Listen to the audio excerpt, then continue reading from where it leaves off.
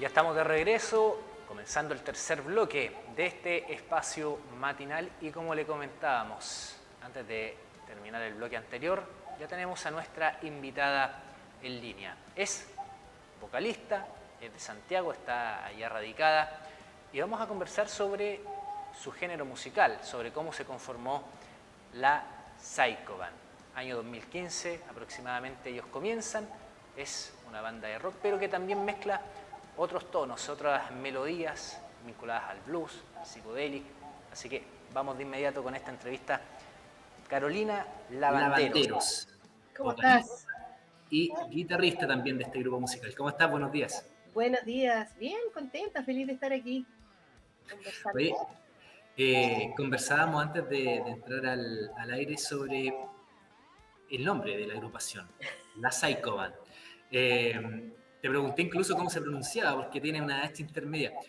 Eh, Era un nombre transitorio, lo mencionaste, pero finalmente decidieron mantenerlo. ¿Por qué? Mira, como pasa tantas veces, por lo menos en lo que es nuestra cultura, que las cosas provisorias terminan siendo para siempre. El nombre original del trío era Plan B, y así no. Y era Plan B porque los quienes conformábamos la banda en esa época hacíamos además otras cosas. El baterista era psiquiatra, el bajista era profesor, y yo trabajo además de psicóloga en mi otro oficio, como digo yo.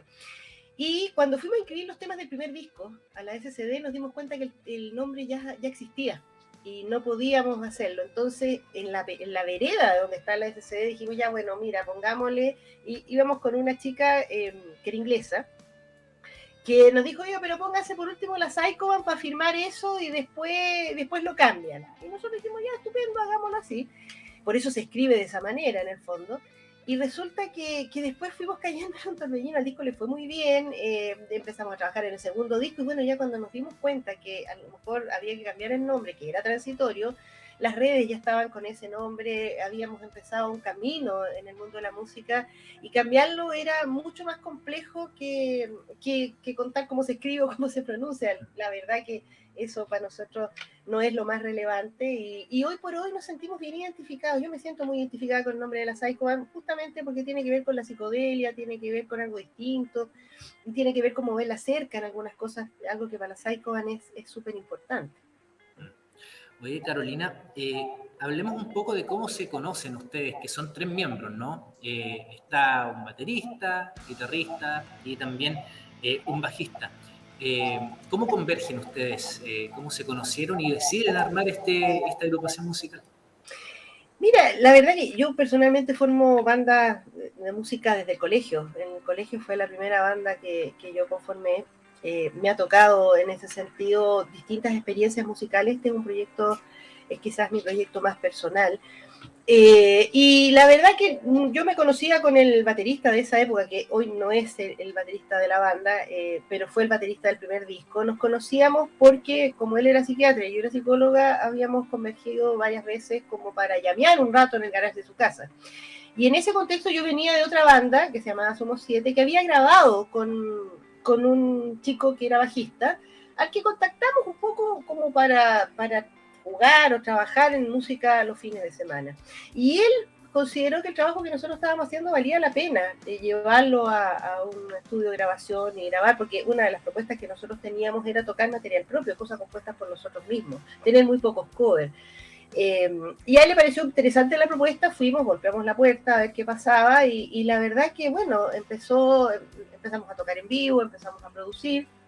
En el segundo disco, que fue un disco muy difícil, el trío cambia de conformación, llega un nuevo baterista, llega un nuevo bajista y en algo que a nosotros nos cambió profundamente en el fondo el sentido del proyecto, se nos ofrece formar parte del sello Caída Libre, que es el sello del que nosotros pertenecemos hasta el día de hoy, y trabajar con un nuevo productor que se llama Jaime Marín, que es con quien empezamos en el fondo a configurar el sonido, la propuesta musical y artística que la Psycho Band tiene hoy día.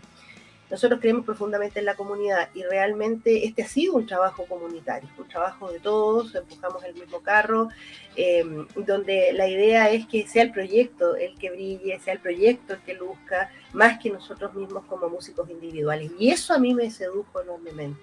Y en esa línea, en ese camino estamos trabajando. Oye, también cuéntanos en este trabajo colaborativo que existe de ir también componiendo y también ir mezclando con otros estilos musicales, ya lo mencionábamos, el blues, stoner, psicodelio. eh, ¿Cómo es el proceso también de la creación de las letras, que también tiene un trasfondo social, algunas de ellas?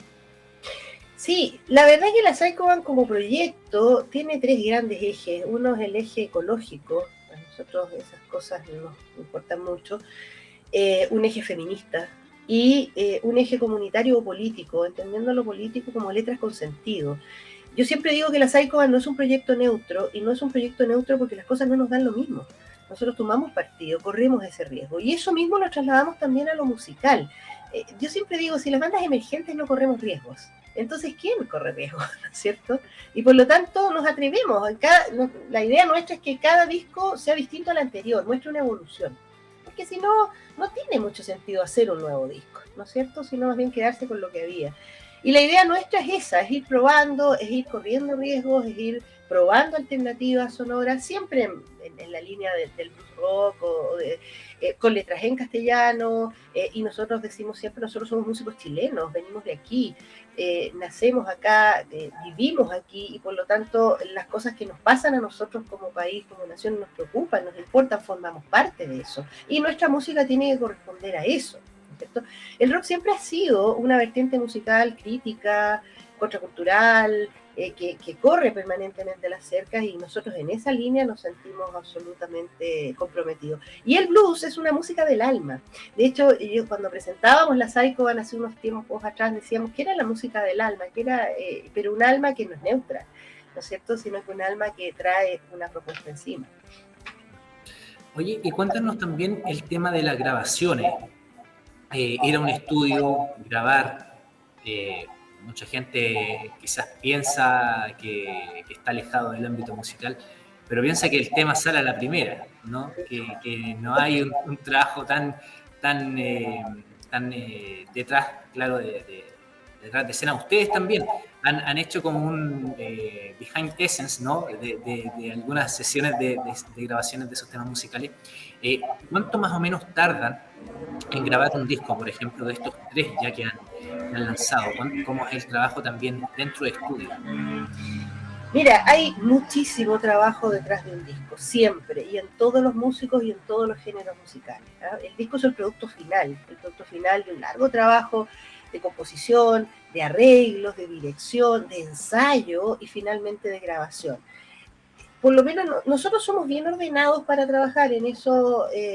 La producción de Jaime Marín nos ha ordenado, se trabaja todas las semanas con tareas bien específicas, se programa, porque es fácil atrasarse en estos proyectos, es fácil decir, mira, lo vamos a sacar en octubre y en realidad llega diciembre y todavía hay cosas que no están listas. La única manera de hacerlo es que existe una cierta dirección, por eso la producción es muy importante, que es el rol que tiene, y una organización que compatibiliza los tiempos de todos, porque la verdad es que todos tenemos además otras cosas que hacer, entonces funcionamos con horario. Componemos de forma colectiva, es decir, a cualquiera que llegue con una buena idea o con una idea, no tiene por qué ser buena, la vamos arreglando en los ensayos, en la etapa de preproducción, en el fondo de composición. Las letras son todas mías. ¿Ya? Se me da fácil, muchas de las letras, como digo yo, están hechas en la cocina del estudio, que hay como una cosa para hacer un hervidor, una mesita, y muchas de esas de las letras nacen un poco de ahí, y nacen todas de situaciones cotidianas que uno va observando en el metro, caminando por la calle, comprando en una feria, conversando con distintas personas. Van surgiendo algunas anécdotas que yo voy anotando en una libretita, la llevo al ensayo, les pregunto a los chicos qué les parece, con qué música la vamos acompañando, y han ido surgiendo de esa manera. Una vez que la idea está lista, empiezan los ensayos de los temas. Y ese es quizás el periodo más largo, porque es el periodo de los arreglos. Le metemos esto, le metemos este otro, le ponemos sintetizadores, hacemos varias voces o no hacemos varias voces, la voz va a quedar a cargo mío, o los chicos van a hacer en el fondo la voz principal. En el fondo, todo lo que se decide ahí es lo que va a incidir en el producto final. Y solo después que eso esté definido, se empieza la grabación. Después de la grabación viene la mezcla, ¿no es cierto?, que tiene que ver con cómo organizas la sonoridad final del disco. Y finalmente la masterización. ¿Cuánto tiempo? Nosotros demoramos entre el primer paso y el último más o menos un año y medio. Y te diría que trabajamos rápido. para todo eso, y trabajando semanalmente. Yo diría que por eso cuando uno por fin logra el disco, es la culminación, cuando uno lo ve en la mano. Yo soy de una generación más antigua, yo todavía hago discos, como digo, y me gusta tenerlos, y me gusta abrirlos, a pesar de que sabemos que hoy por hoy es más que nada un objeto de merch. El único lugar donde tú vendes discos es después de tocar en vivo. Es muy raro que alguien te compre un disco porque todo el mundo escucha la música por streaming, ¿no es cierto? Pero también requieres una carátula y un trabajo de lanzamiento en ese caso. Pero cuando uno por fin tiene el disco en las manos, uno tiene el trabajo de mucha gente durante mucho tiempo ahí. Y por eso le tiene tanto cariño. Uno siempre quiere a sus hijos, como decimos nosotros. Y por lo tanto, cada disco ha representado un periodo de vida de cada uno de nosotros en conjunto para tenerlo. Y por eso es tan importante. Y eso uno lo lleva y lo entrega a la gente que nos escucha. Por eso tiene para nosotros tanto valor. Oye, qué bueno lo que comentas. Hay varios puntos ahí. El romanticismo que existe, ¿no?, hacia lo físico todavía, en distintos ámbitos, no tan solo en lo que es la música, ¿no? Que ahora está todo el tema de los vinilos volviendo, mucha gente le gusta escuchar en cassette también, incluso, que hay algunos que está volviendo también ese modo de escuchar la música.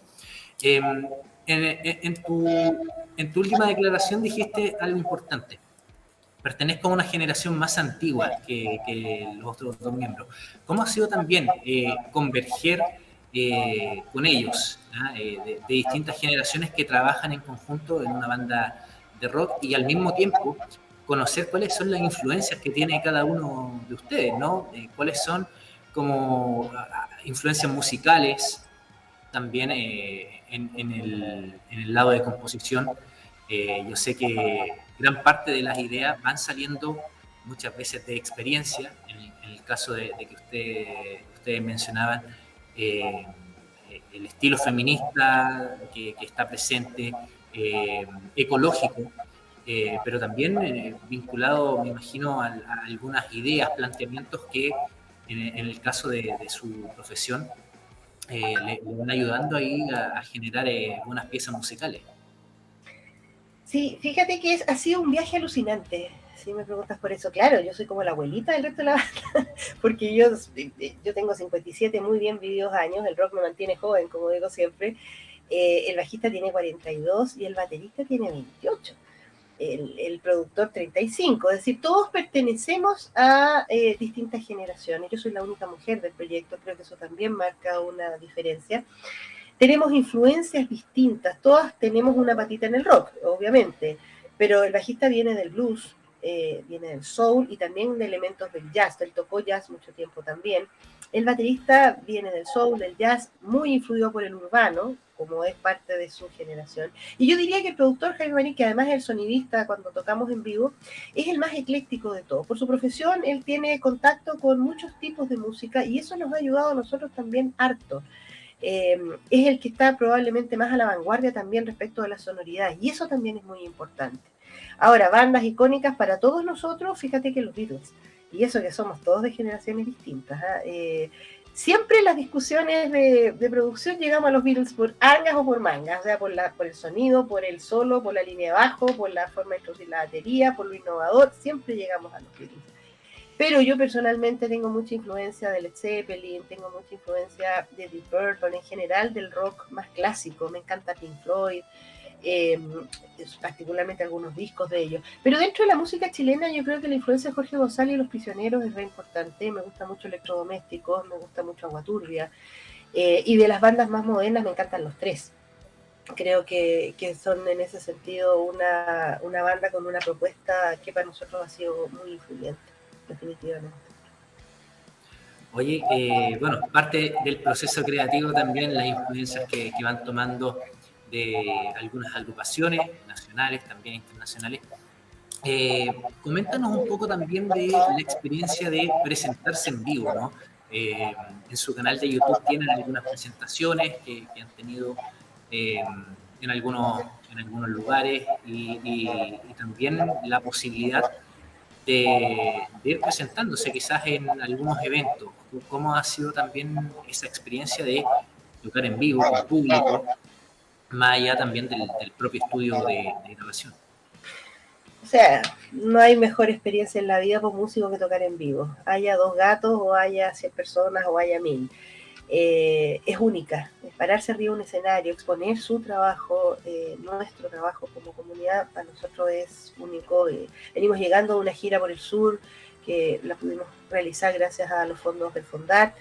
Y la verdad que fue una experiencia después de 2 años de pandemia, donde estuvimos encerrados, donde estuvimos tocando y produciendo y creando vía streaming.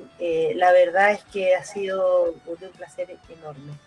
La recepción ha sido en general muy buena, en algunos lugares mejor que en otros, como siempre, sobre todo porque nosotros nos paramos en un escenario con un solo cover, que es Moby Dick, que además tiene una versión que no es similar a la que hace Led Zeppelin, sino que la hacemos de forma distinta.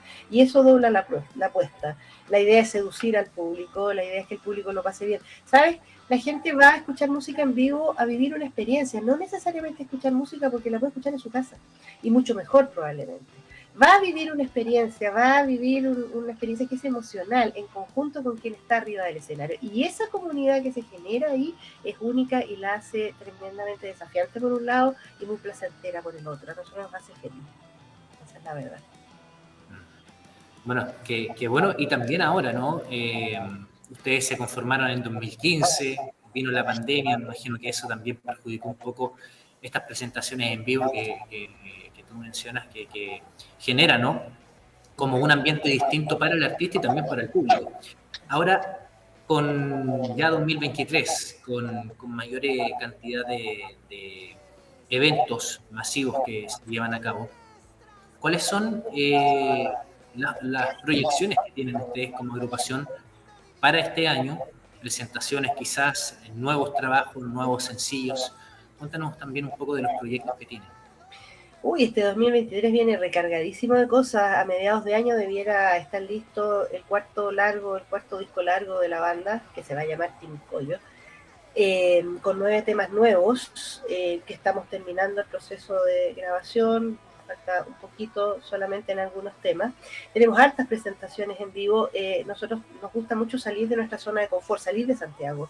Nos gusta mucho tocar en ciudades distintas, nos gusta mucho tocar en ciudades que no conocemos, frente a gente que todavía no conoce a la banda, y de esa manera ir tendiendo puentes y generando redes. Tenemos posibilidades de ir a tocar a Concepción en abril, tenemos también la posibilidad de ir al sur, a Coyhaique, tenemos muchas ganas de ir al norte, nos ha sido esquivo el norte, nos ha costado más, pero es uno de los desafíos que tenemos para este año, y tocar donde en nuestros lugares regalones, tanto en Valparaíso, Viña, como en Santiago, que es en general lo que nosotros hacemos desde hace ya un tiempo, y que tal como tú dices, la pandemia puso entre paréntesis. Fíjate que en torno a la música en vivo trabaja mucha gente, no solo los músicos. Hay productores, dueños de bares, sonidistas, técnicos que viven de eso. Y la pandemia fue desastrosa en ese sentido para el género, no solo musical, sino que artístico en general. Oye, Carolina, mencionaste ahí algunos lugares acá en la región, en el Maule. ¿Han tenido la posibilidad de presentarse? ¿Conocen alguna comuna de acá de la zona? Fíjate que no, y es una de las cosas que queremos hacer este año. Ya. La verdad que lo único que yo ubico por ese sector es Chillán, que está en Magnolia, que es un lugar muy icónico, que nosotros no hemos tocado nunca, pero tenemos muchas ganas de visitar esa zona de Frentón. Tenemos muchas ganas de ir a Talca, por ejemplo, de Curicó, por ese sector, pero bueno, esto se hace a pulso, se autogestiona, uno manda muchos correos, va viendo las cosas y manda el dossier, va conversando con gente, con bandas amigas que han pasado por ahí, de manera tal, esto se hace golpeando puertas, en eso nosotros somos expertos, sabemos que hay que golpear 100 para que se te abran 10, y de esas 10 van a funcionar 5, pero somos porfiados, llevamos en este camino mucho tiempo y tenemos muchas ganas de hacerlo, así que esperamos estar por ahí este año de todas maneras. Y bueno, ojalá que les guste también esta zona del país.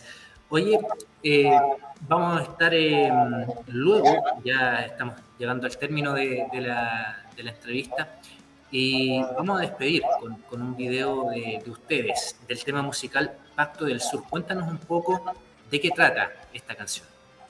Pacto del Sur es el tema que abre el último disco que nosotros sacamos, que se llama Metamorfosis, y en esa oportunidad estábamos tocando en el Journal, en Viña del Mar, entre Valparaíso y Viña, digamos. Y fíjate que Pacto del Sur es un tema para nosotros muy importante, es nuestra respuesta musical a todo el fenómeno del estallido social. Busca de alguna manera plantear lo que a nosotros nos pasó también como músicos y como ciudadanos de este país frente a un evento que marcó muchas cosas de la agenda actual incluso. Por lo tanto, es nuestra propuesta, es un tema que queremos mucho. Yo te decía que uno quiere mucho a sus hijos, eso es cierto, pero que busca de alguna manera tender puentes. Por eso habla de un pacto que nos permita a todos salir adelante y que nos permita a todos acceder a una mejor manera de vivir, que para nosotros es muy importante. Así que los dejo invitadísimos, escúchennos, estamos en todas las redes, tenemos nuestro Instagram por @laSaicoban, estamos en Facebook, en YouTube y en todas las plataformas de streaming para la música. Encantada de estar aquí, te doy muchas gracias y una entrevista muy entretenida. Muchas gracias. Bueno, y en Spotify también, donde y en Spotify, claro. Los 3 discos de ustedes que han lanzado hasta la fecha. Exactamente, sí. Bueno, Carolina, te dejo a ti que presentes este tema musical entonces, del cual hablamos ahora recién. Voy a dejarlos entonces con Pacto del Sur en nuestra presentación en vivo en el Journal en Valparaíso. Un abrazo y muchas gracias.